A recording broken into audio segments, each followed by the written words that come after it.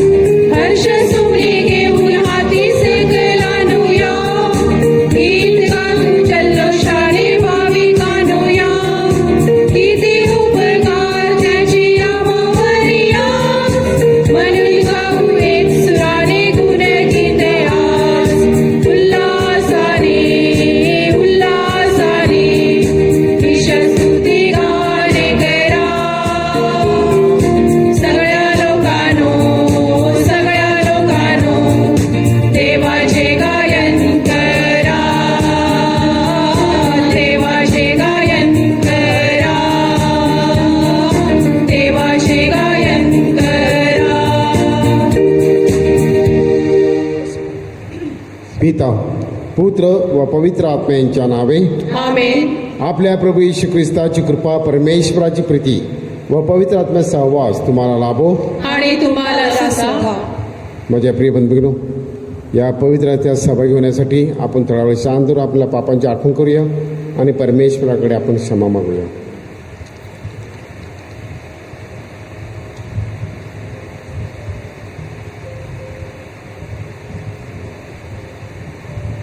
सर्वशक्तिमान परमेश्वराजवळ व तुम्हा बंधुभगिनीजवळ मी कबूल करते की कल्पनाने, शब्दाने, कृत्याने व हैगईने मी फार पापे केली आहेत. माझा अपराध, माझा फार मोठा अपराध.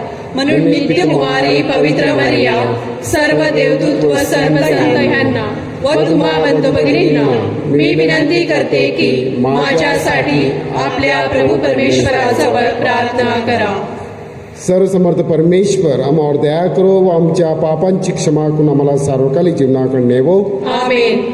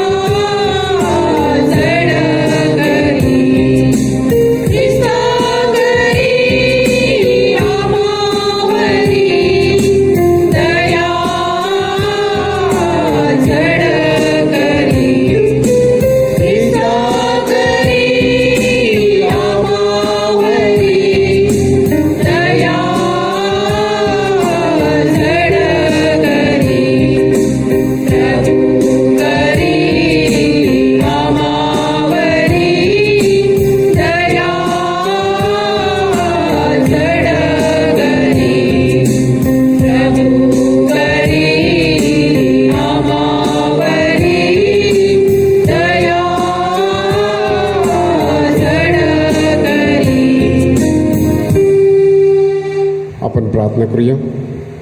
हे सर्व चांगुलपणाचे उर्मा, एक निष्ठेने तुझी सेवा करण्यास आम्हाला सहाय्य कर, कारण तुझ्या सेवेतच आम्हाला चिरंतर आनंद आहे. ही प्रार्थना आम्ही तुझ्या पवित्र आत्म्याच्या ऐक्यात सर्व काय जिवंत राहण्यावर राज्य करणारा एकच परमेश्वर तुझा पुत्र आमचा प्रभू येशू ख्रिस्त याच्याद्वारे करतो. आमेन.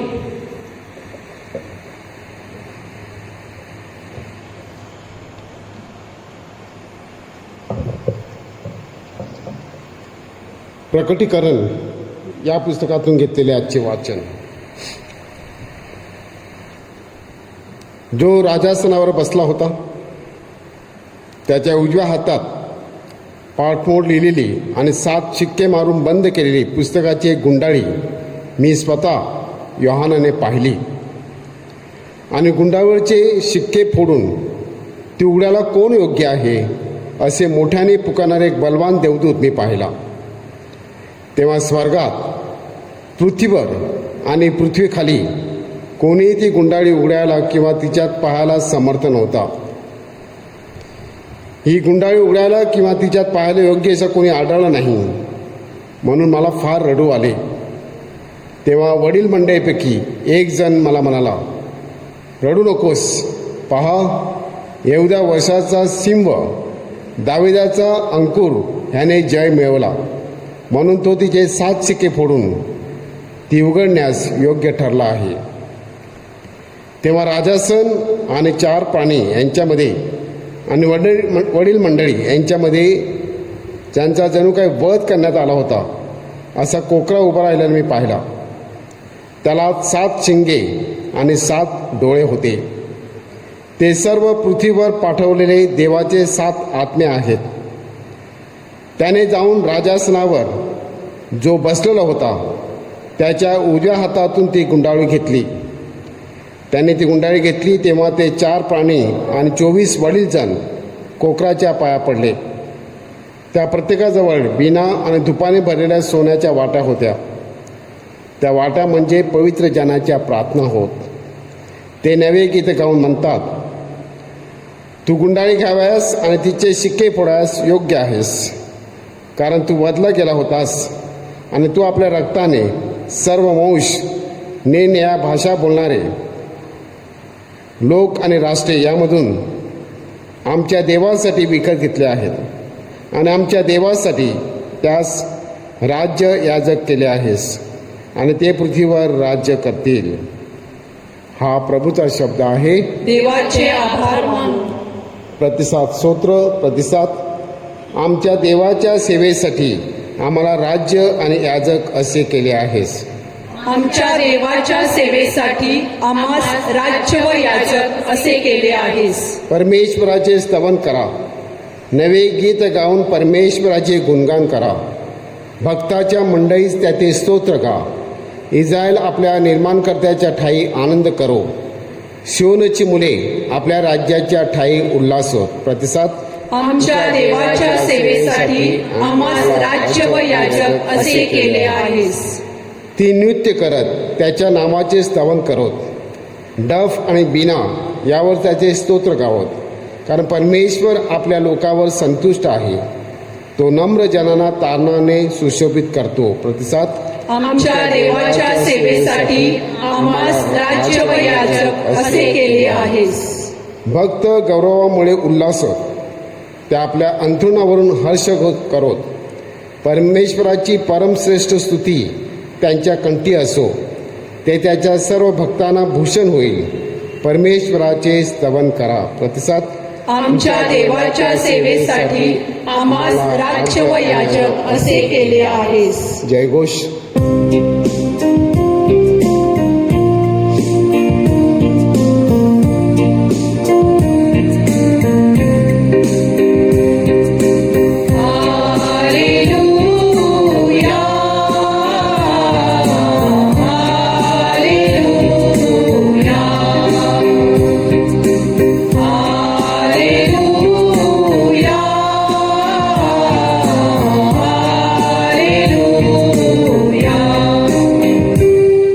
प्रभू तुम्हाबरोबर असो आणि तुम्हा बरोबर सुद्धा. संत लूक लिखित शुभवर्तमानातून घेतलेले आजचे वाचन. हे प्रभू तुझा गौरव असो.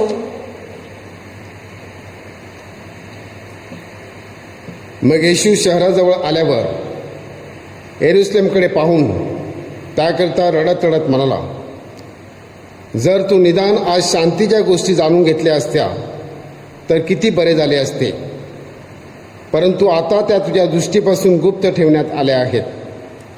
कारण पुढे तुला असे दिवस येणार आहेत की त्या तुझे शत्रू तुझ्या भोवती मेढेकोट उभारतील आणि तुला वेढतील, तुझा चौकडून कोंडमारा करतील, तुला आणि तुझ्या मुलाबाळांना धुळीला मिळवतील आणि तुझ्यामध्ये चिरावर चिरा राहू देणार नाहीत, कारण तुझ्यावर कृपादृष्टी केल्याचा समय तू ओळखला नाहीस. प्रभूचे हे शुभवर्तमान. हे ख्रिस्ता तुझी स्तुती असो.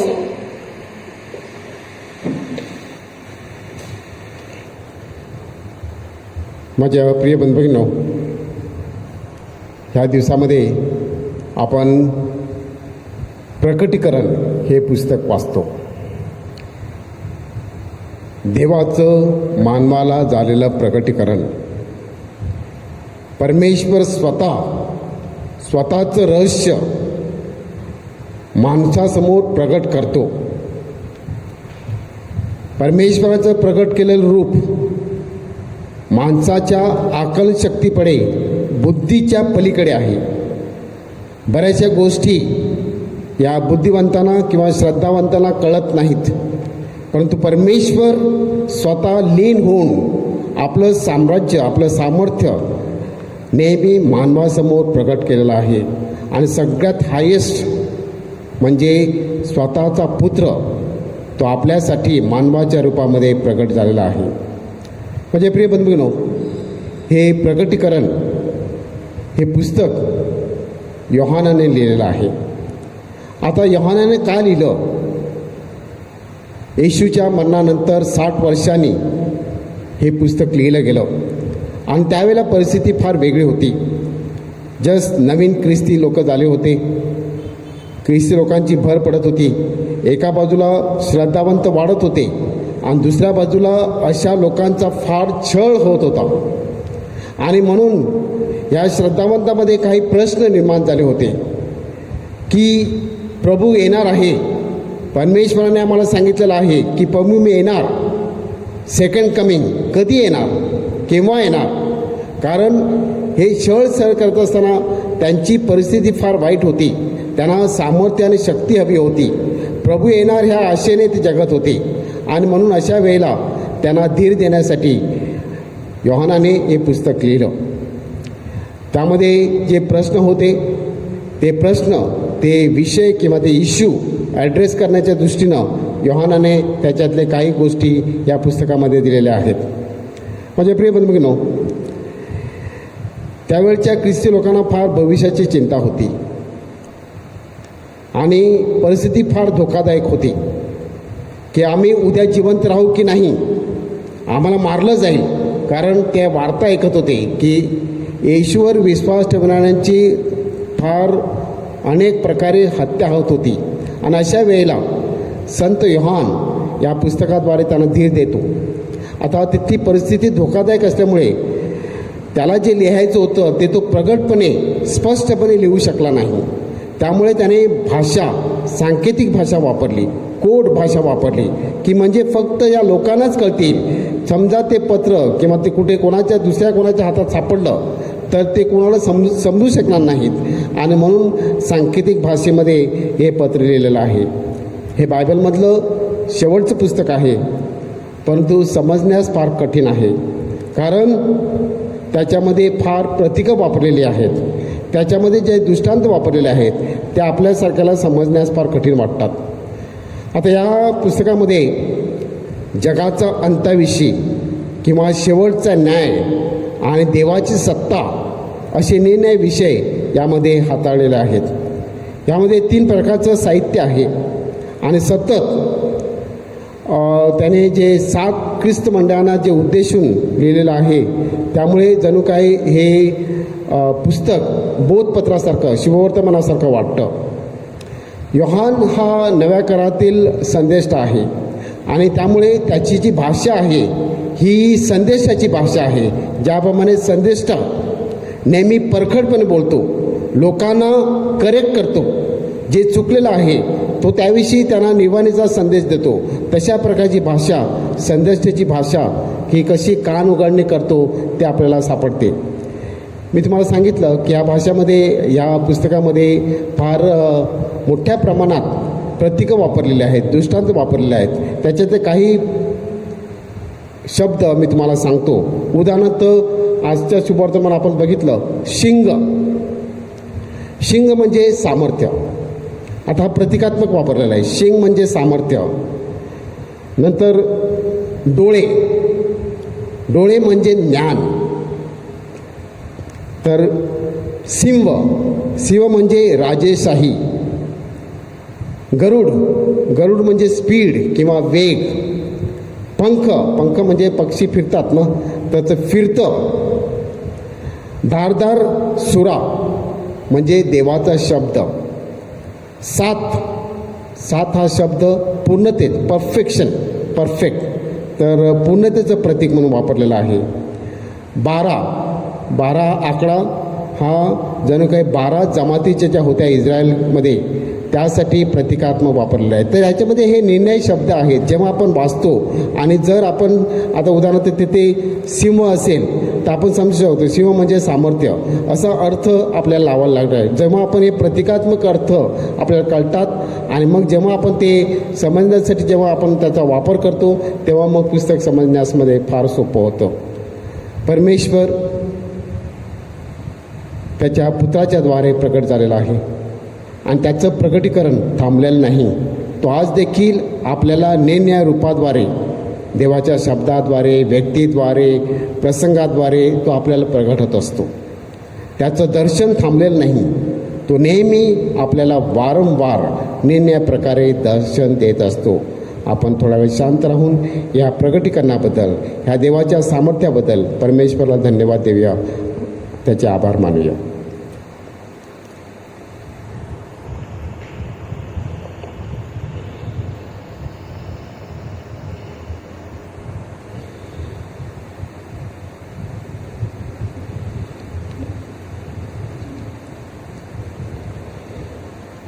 आपण निर्णय हेतूसाठी प्रार्थना करूया.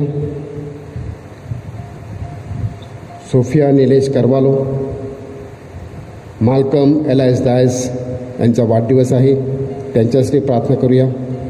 त्याचप्रमाणे ज्या ज्या व्यक्तीचा वाढदिवस किंवा लग्नाचा वाढदिवस आहे, जे आजारी आहेत, दुःखी कष्टी आहेत, बेकार आहेत, नोकरीच्या शोधात आहेत, प्रवासात आहेत, परदेशी आहेत, जे आता लग्नाची तयारी करत आहेत, तसंच अनेक कॅन्सर पीडित लोक आहेत, त्यांची आपण आठवण करूया. कोरोनाग्रस्त लोक आहेत, हॉस्पिटलमध्ये आहेत, अत्यावश्यक सेवेमध्ये कार्य करत आहेत, त्यांच्यासाठी देखील आपण प्रार्थना करूया. हे सर्व हेतू आपण या वेदीवर आणूया आणि परमेश्वराला अर्पण करूया. ही प्रार्थना आम्ही आमच्या प्रभू ख्रिस्ताद्वारे करतो. आमेन.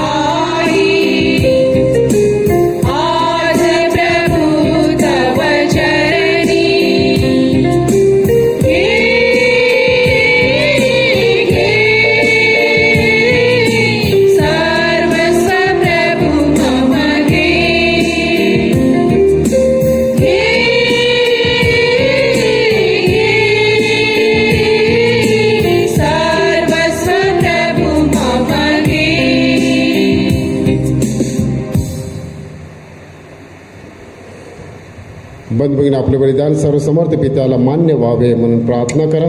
आपल्या हातून अर्पण केलेल्या बलिदानाचा प्रभू स्वीकार करो आणि त्यामुळे त्याच्या नावाचे गुणगान व गौरव होऊन आमचे व त्याच्या पवित्र ख्रिस्त सभेचे कल्याण हो.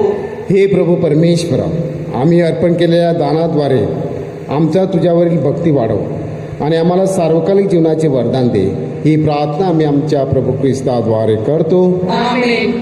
प्रभू तुम्हा बरोबर असो आणि तुम्हा बरोबर सुद्धा. तुमचे अंतकरण प्रभूकडे लावा आम्ही ते लाविले आहे. प्रभू आमच्या परमेश्वराचे आभार मानूया. ते योग्य वरास आहे. हे पवित्र पित्या सर्वसमर्थ सनातन परमेश्वर, आमच्या प्रभू येशू ख्रिस्ताद्वारे आम्ही तुझे नित्य व सर्वत्र आभार मानावेत योग्य व तारणदायक आहे. प्रेम भावनेने आम्ही त्याच्या मृत्यूचे स्मरण करतो. श्रद्धा भावनेने आम्ही त्याच्या पुनरुत्थानाचा उद्घोष करतो. अढळ अशा भावनेने आम्ही त्याच्या वैभवाची परतण्याची वाट पाहतो. म्हणून सर्व संत व सर्व दूत यांच्याबरोबर आम्ही तुझे निरंतर गुणगान गातो.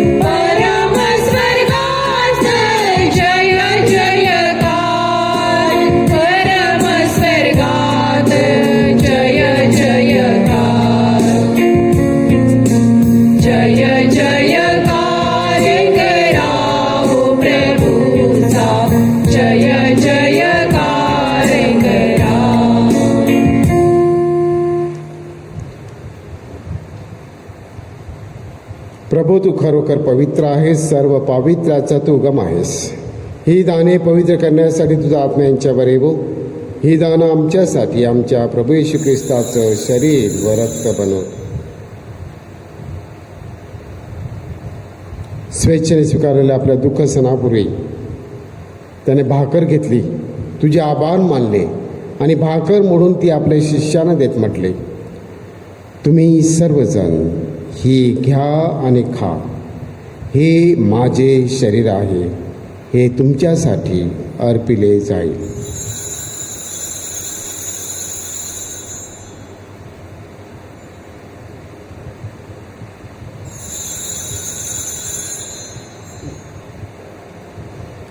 भोजन झाल्यानंतर त्याने प्याला घेतला, पुन्हा तुझे आभार मानले व तो प्याला आपल्या शिष्यांना देत म्हटले, तुम्ही सर्वजण हा घ्या व यामधून प्या. हा माझ्या रक्ताचा प्याला आहे, नव्या व शाश्वत कराराचे हे रक्त आहे. हे तुमच्या व साऱ्या मानवांच्या पापक्षमेसाठी सांगण्यात येईल. हे माझ्या आठवणीसाठी करा.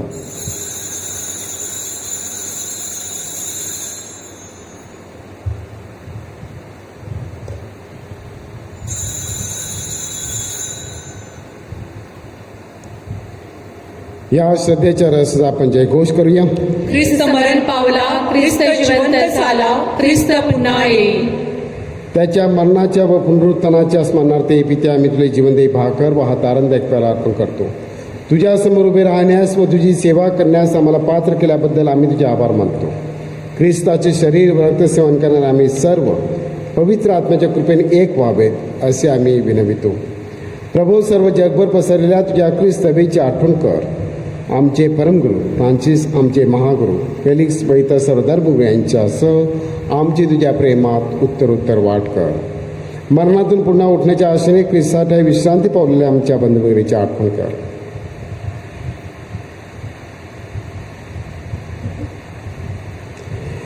त्यांना व ख्रिस्त वासुदार इतर सर्व लोकांना तुझी दिव्य दर्शन घडू दे. आम्हा सर्वांवर दया कर. देवमाता त्यांनी कुमार मरिया, तिचे पती संत जोसेफ, सारे प्रेषित व जगाच्या आरंभापासूनच्या तुझ्या सर्व संतांसह आम्हाला शाश्वत जीवनाचे वाटेकरी कर. त्यांच्याबरोबर आम्ही तुझी स्तुती करावी व आमच्या प्रभू ख्रिस्ताद्वारे तुझा गौरव गावा म्हणून आम्हाला कृपा दे.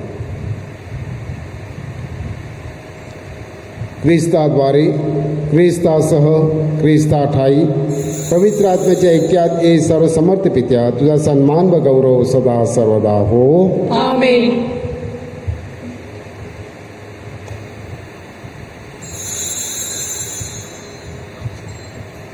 प्रभू येशूची कोणी प्रार्थना आपण एकत्र म्हणूया. या आमच्या स्वर्गीय बापा, तुझे नाव पवित्र मानले जाऊ, तुझे राज्य येवो, जसे स्वर्गात तसे पृथ्वीवर तुझ्या इच्छेप्रमाणे हो. आमची दररोजची भाकर आज आम्हाला दे, आणि जसे आम्ही आमचा अपराध करणाऱ्यांना क्षमा करतो तसेच तू आमच्या अपराधांची क्षमा कर, आणि आम्हाला मोहात पडू देऊ नकोस, पण वाईटापासून आम्हाला सोडव. हे प्रभू, सर्व वाईटापासून आमचं संरक्षण कर. या जीवनात तू आम्हाला शांती दे. आमच्या तारणाऱ्या येशू ख्रिस्ताच्या पुन्हा येण्याची व शाश्वत जीवनाची आशेने वाट पाहत असतं आम्ही तुझ्या दयेच्या सहाय्याने पापापासून दूर राहावे व सर्व संकटापासून सुरक्षित असावे. कारण राज्य, अधिकार व गौरव सदा सर्वदा तुझाच आहे. हे प्रभू येशू ख्रिस्ता, तू आपल्या प्रेषितास म्हणालास, मी तुम्हासाठी शांती राखून ठेवतो, मी माझी शांती तुम्हास देतो. म्हणून आमच्या पापाकडे पाहू नकोस, तर तुझ्या ख्रिस्त बेच्या श्रद्धेकडे पहा आणि आम्हाला तुझ्या स्वर्गीय राज्यातील शांती व एके देण्याची कृपा कर. तुने तुझे बेसून सदा सर्वदा राज्य करतोस. आमेन. प्रभूची शांती तुम्हाबरोबर सदा असो. आणि तुम्हा बरोबर सुद्धा. आता आपण एकमेकात शांती वंदन करूया.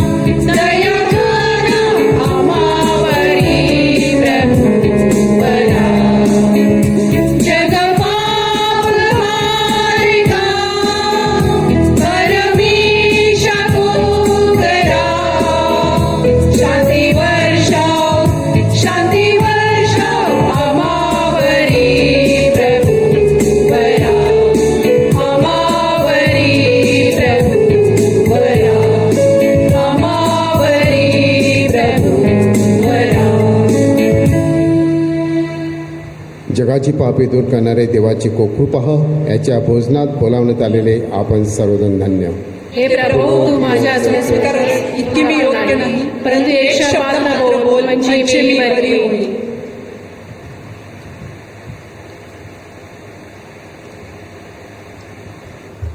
माझ्या प्रिय येशू, तू अल्तरावरील पवित्र साक्रामेंतात जातीने हजर असतोस. ह्यावर माझी नितांत श्रद्धा आहे. सर्वांपेक्षा माझे तुझ्यावर प्रेम आहे आणि माझ्यामध्ये तू यावा अशी माझी तीव्र इच्छा आहे. ह्या दिवसात मी तुला पवित्र मिस्सा साक्रामेंताद्वारे स्वीकारू शकत नसलो तरी निदान आध्यात्मिक स्वरूपात तू माझ्या अंतःकरणात ये. तू नेहमीच माझ्याबरोबर असतोस. मी तुला मिठी मारतो. तुझ्यापासून माझा कधीही वियोग होऊ देऊ नकोस.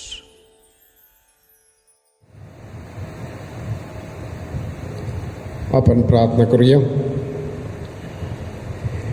हे सर्वसमर्थ परमेश्वरा, येशूच्या स्मरणार्थ आम्ही साजरा केलेल्या बलिदान विधीद्वारे आमची तुझ्यावरील भक्ती वाढव. ही प्रार्थना आम्ही आमच्या प्रभू ख्रिस्ताद्वारे करतो. आमेन. प्रभू तुम्हाबरोबर असो. आणि तुम्हा बरोबर सुद्धा. सर्वशक्तिमान परमेश्वर पिता, पुत्र व पवित्र आत्मा याचा आशीर्वाद तुम्हावर सदा राहो. आमेन. जा तुम्हास ख्रिस्ताच्या शांतीने पाठवण्यात येत आहे. देवाचे आभार मानू. पवित्र कुटुंबाचा नोवेना. प्रभू येशू ख्रिस्ता, पवित्र मरिया व संत योसेफ ह्यांच्या आज्ञेत राहून तू तुझ्या अनाकलनीय गुणवैशिष्ट्यांद्वारे कौटुंबिक जीवन पवित्र केलेस. पवित्र कुटुंबाचा, प्रेमाचा व पावित्र्याचा आदर्श समोर ठेवून आम्ही आमचे कौटुंबिक जीवन पवित्र करावे म्हणून तुझी कृपा तू आम्हाला दे. आमच्या मुलाबाळांवर तुझा आशीर्वाद येऊ दे. त्यांच्या अभ्यासावर, शिक्षणावर, आरोग्यावर व जीवनमूल्यावर तुझी नजर सदैव असू दे. ख्रिस्ती तत्वे त्यांनी आपल्या जीवनात आणावीत म्हणून त्यांना सहाय्य कर. त्यांनी वडीलधाऱ्या माणसांचा आदर राखावा, परिश्रम व त्याग करून आपले ध्येय साध्य करावे म्हणून त्यांना प्रेरणा दे.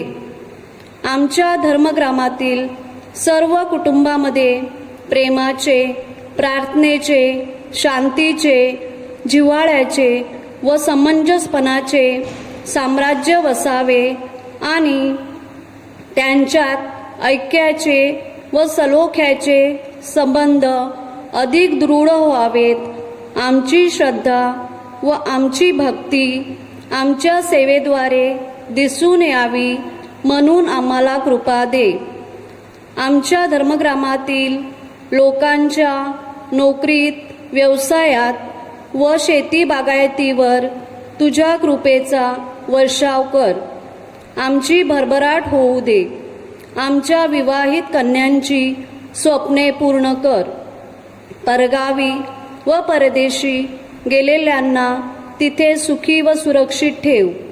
जेव्हा आमच्या जीवनामध्ये दुःखाचे, संकटाचे व त्यागाचे प्रसंग येतील तेव्हा आमचा क्रूस वाहण्यासाठी आम्हाला धीर दे. जीवनाचा प्रवास संपल्यावर आम्हाला तुझ्याबरोबर स्वर्गात सदैव नांदू दे. ही प्रार्थना आम्ही एक मनाने व एक दिलाने आमच्या प्रभू येशू ख्रिस्ताद्वारे करतो. आमेन.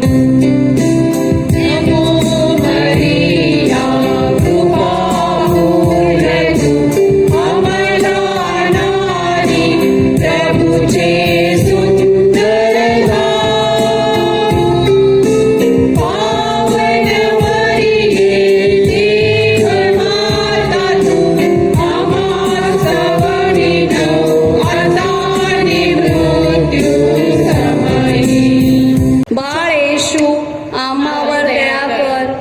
पवित्र मरिया आम्हाला तुझ्या पुत्राकडे घेऊन जा.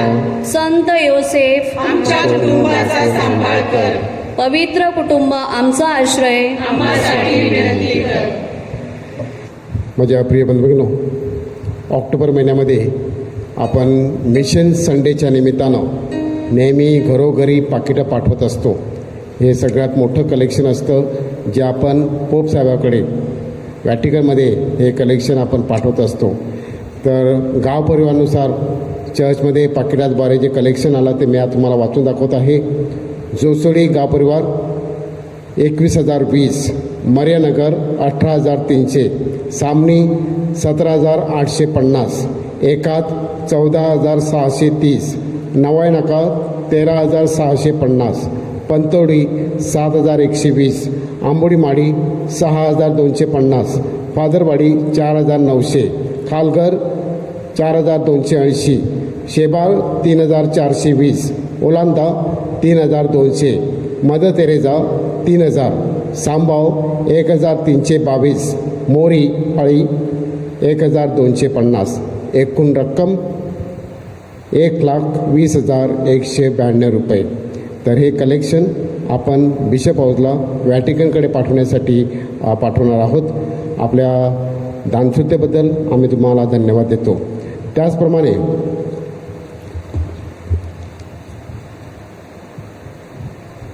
ऑनलाईन ॲप्लिकेशन ज्युनियर के जीच्या ॲडमिशनसाठी 1 डिसेंबरला खुली होत आहेत, सकाळी 11 ते संध्याकाळी. तर 7 डिसेंबर 2020 म्हणजे 1 आठवड्यापर्यंत आहे. ही प्रवेश सेंट अँथनी स्कूल कोळीवाडा, आता त्यांचं दुसरी नवीन शाळा झालेली आहे मालोंडे, येथे प्रवेश चालू होणार आहे. ज्या मुलांची 4 वर्ष पूर्ण झालेली आहेत डिसेंबरला 2021 साली, त्यांनी हे फॉर्म ऑनलाईन घ्यायचे आहेत. म्हणजे प्रिय बंधूंनो, गेले 3 दिवस आपले नर्सेस ग्रुपमधील सर्व नर्सेस यांनी उपासना सादर केली गटागटाने येऊन 3 दिवस. त्याबद्दल मी त्यांचे आभार मानतो. त्यांनी चांगली प्रॅक्टिस केली आणि उपासनेमध्ये चांगल्या प्रकारे भाग घेतला, त्याबद्दल त्यांना धन्यवाद देतो. त्याचप्रमाणे त्याच्या अगोदर कुटुंब समितीने देखील 3 दिवस लागोपाठ उपासना सादर केली आहे, त्यांना देखील मी धन्यवाद देत आहे. उद्यापासून विन्सेंट दी पॉल संस्था 3 दिवस सादर करतील. आपल्याला सांगितल्याप्रमाणे शुक्रवारी संध्याकाळी 7:30 वाजता पॅरिस काउन्सिल, आणि जर पॅरिस काउन्सिल सभासद नसेल तर गावातील कोणी एक व्यक्ती, आपण एक करोना केअर कमिटी एक स्थापन करत आहोत. आपल्याला चर्चेस उघडल्यानंतर ज्या गोष्टी अंमलात आणायच्या आहेत, राबवायच्या आहेत, त्यासाठी या सर्व व्यक्तीची मदत लागणार आहे. आपल्याला मिसानुसार या कमिटीचा आपण विभागणी करणार आहोत, आणि जसे दरवाजापासून तर आपलं संपूर्ण चर्चमध्ये त्यांनी काळजी आपल्याला घ्यायची आहे. तर ही कमिटी फार महत्त्वाची आहे, म्हणून उद्या संध्याकाळी 7:30 वाजता देवळामध्येच तुम्ही यायचं आहे.